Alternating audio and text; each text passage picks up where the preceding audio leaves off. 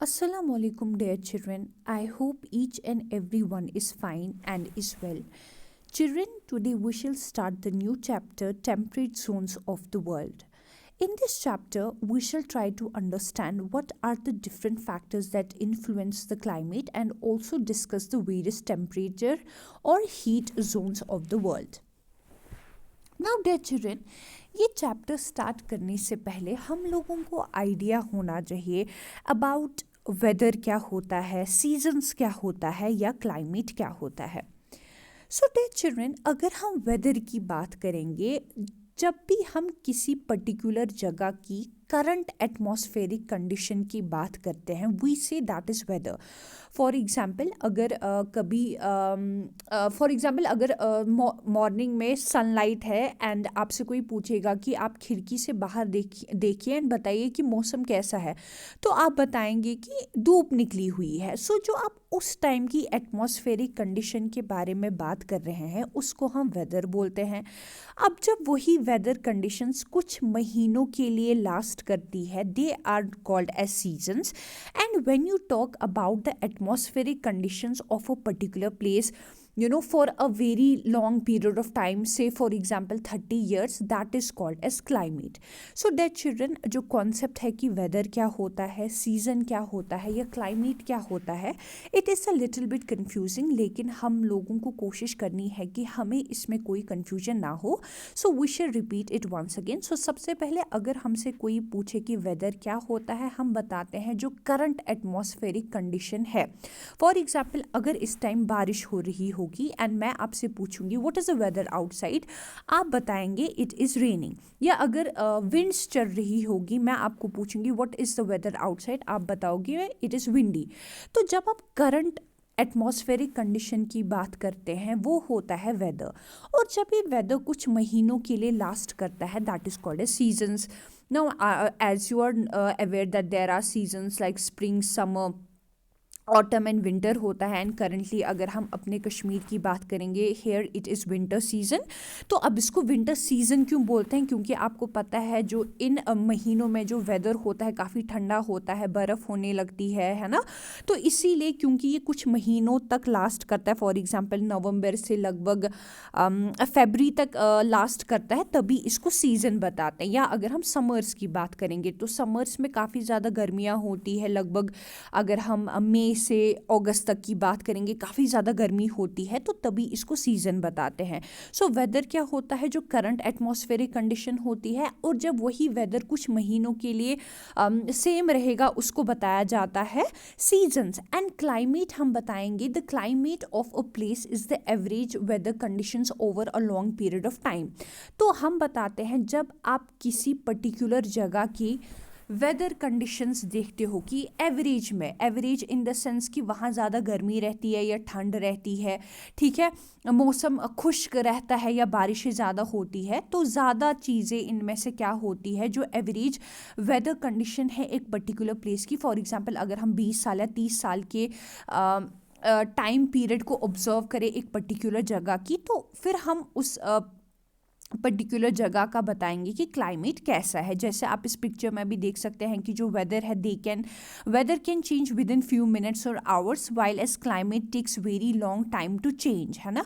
For example कभी कभार summers में अक्सर होता है कि सुबह बहुत धूप है लेकिन अचानक से दोपहर में बारिश होने लगती है और फिर वापस से धूप हो जाती है. लेकिन क्लाइमेट जो है हम बताते हैं, फॉर एग्जाम्पल कश्मीर का क्लाइमेट जो है वो मॉडरेट है, या as compare to the other states of the country वो थोड़ा कूल है, कि यहाँ पे जो गर्मियाँ हैं या यहाँ पे जो टेम्परेचर है वो as compare to the other states of India है थोड़ा ठंडा है. तो क्या इसका मतलब है कि यहाँ गर्मियाँ नहीं होती है?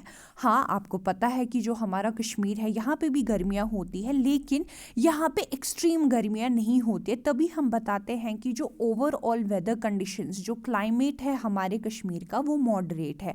वाइल एज अगर हम बाहर की स्टेट्स की बात करेंगे, दिल्ली की बात करेंगे या बाकी जहाँ पे, फॉर एग्जांपल अगर हम डेजर्ट्स की बात करेंगे, वहाँ का जो क्लाइमेट होता है वो हॉट होता है ना. आपको पता है जो क्लाइमेट होता है डेजर्ट्स में वहाँ काफ़ी ज़्यादा गर्मियाँ होती है। अगर हम 20 साल भी देखें, 30 साल भी देखेंगे, वहाँ पे सिर्फ गर्मियाँ ही गर्मियाँ पड़ेगी।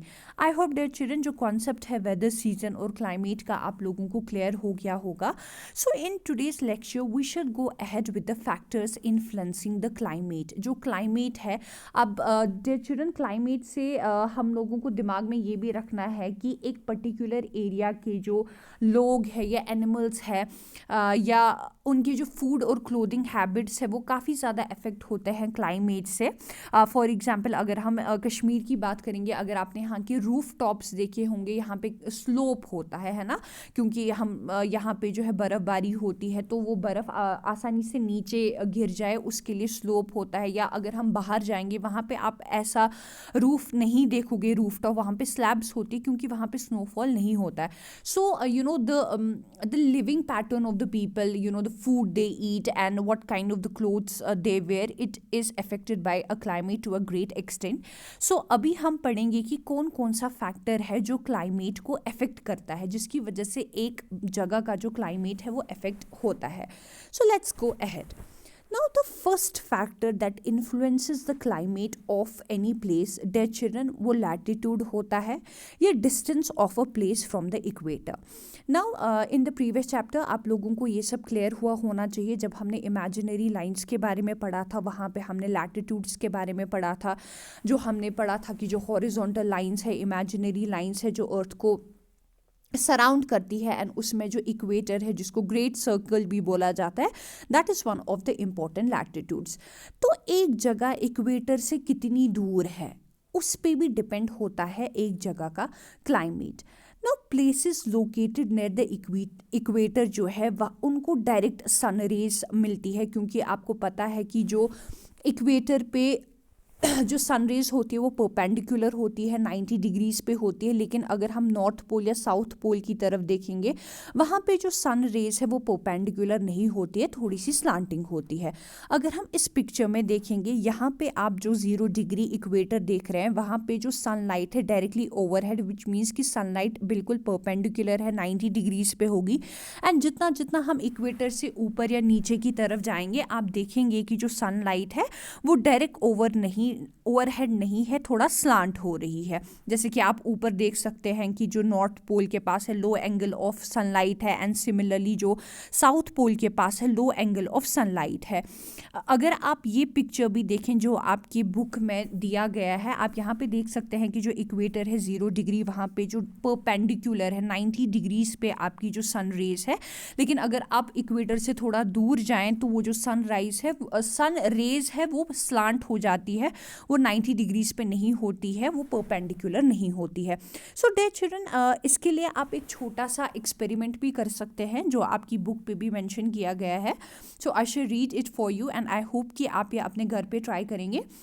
To see how direct rays give more heat than slanting rays, you can do this simple experiment. Shine a torch directly on the floor. The circle of light is bright and concentrated. Now slant the torch. You will see that the light becomes scattered over a larger area and is not as concentrated as the former.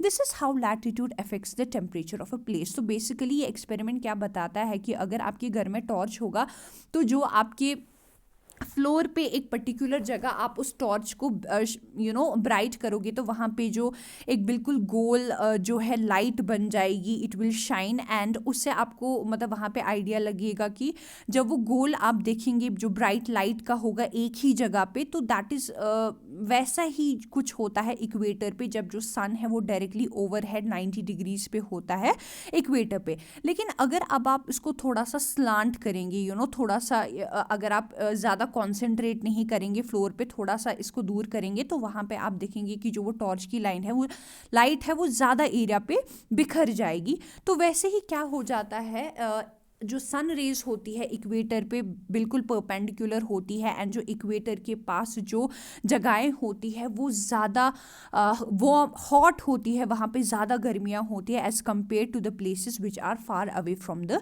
Equator.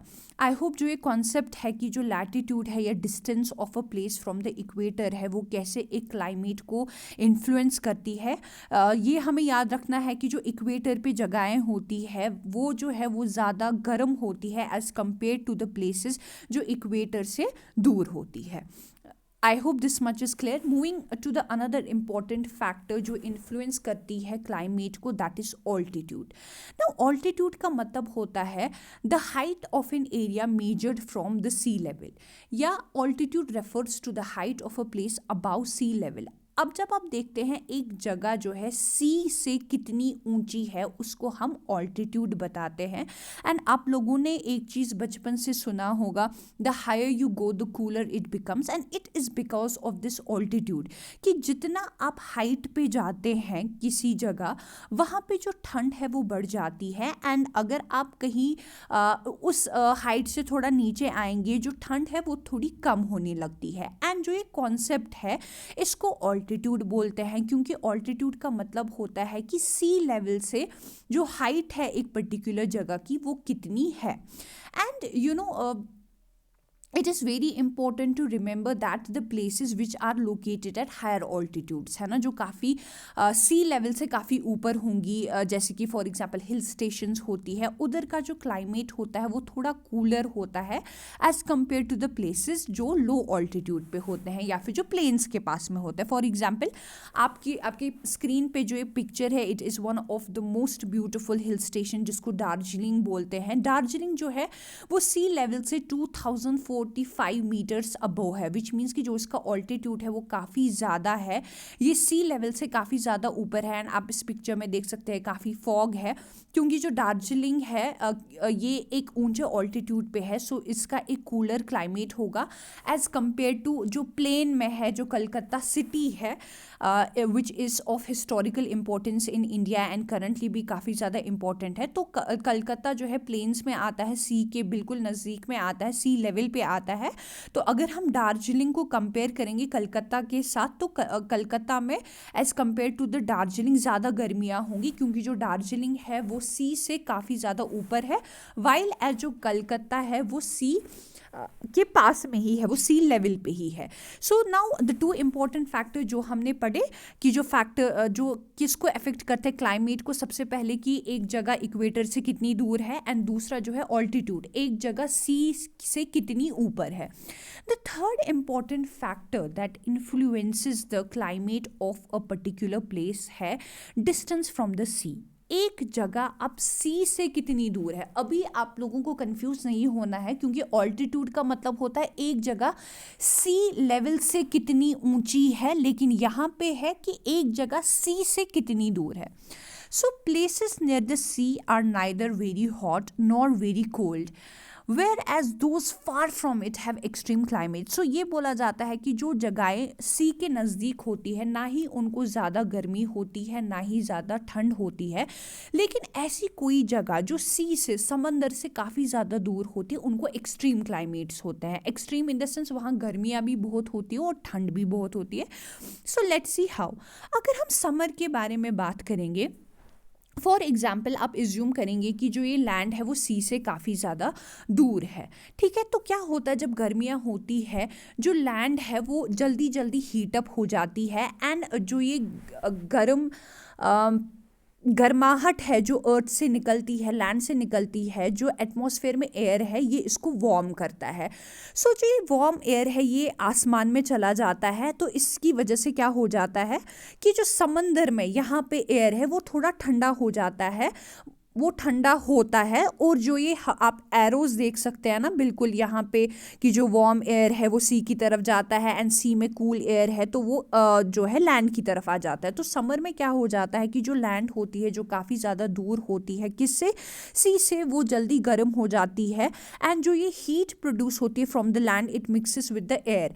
And यहाँ आप देख सकते हैं कि जो ये hot air है ये कूल एयर के साथ यहाँ सी में मिक्स हो जाता है, एंड ये कूल एयर जो है वापस लैंड की तरफ चला जाता है एंड दस जो है लैंड का जो टेम्परेचर है वो थोड़ा ठंडा हो जाता है।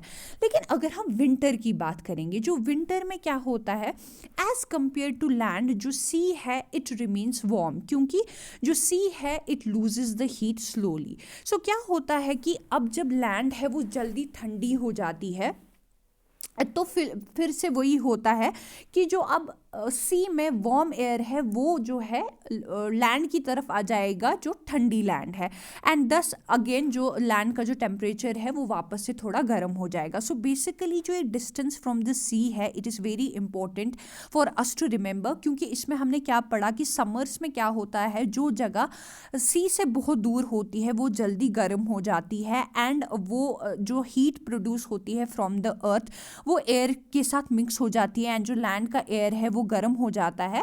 लेकिन फिर क्या हो जाता है, जो एयर होता है सी में वो ठंडा होता है तो वो लैंड की तरफ आ जाता है एंड जो लैंड का जो टेम्परेचर है वो थोड़ा कूल हो जाता है। लेकिन विंटर में इसका उल्टा हो जाता है, जो लैंड है वो जल्दी ठंडी हो जाती है, तो जो ये ठंडा एयर है फ्रॉम द लैंड जो है ये सी की तरफ जाता है, लेकिन जो सी होता है इन विंटर्स जो है as compare to the land वो जो हीट है आहिस्ते आहिस्ते लूज करता है एंड अपना जो ये वार्म एयर है अर्थ की तरफ भेजता है एंड अगेन जो है अर्थ का जो टेम्परेचर है थोड़ा वार्म हो जाता है।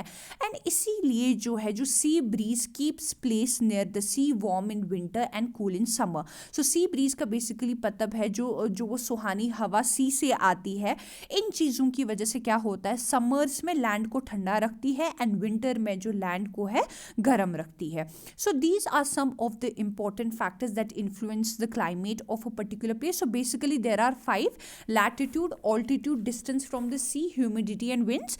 तो आज के लेक्चर में हमने लैटिट्यूड समझने की कोशिश की कि जब इक्वेटर से एक प्लेस कितनी दूर होती है तो उनका क्लाइमेट कैसे अफेक्ट होता है, एंड ऑल्टीट्यूड की सी लेवल से एक प्लेस कितनी ऊंची है तो उससे भी climate of a particular place जो है अफेक्ट होता है। जैसे हमने पढ़ा दार्जिलिंग जो है जो एक हिल स्टेशन है, as compare to the plains वो थोड़ी ठंडी जगह है।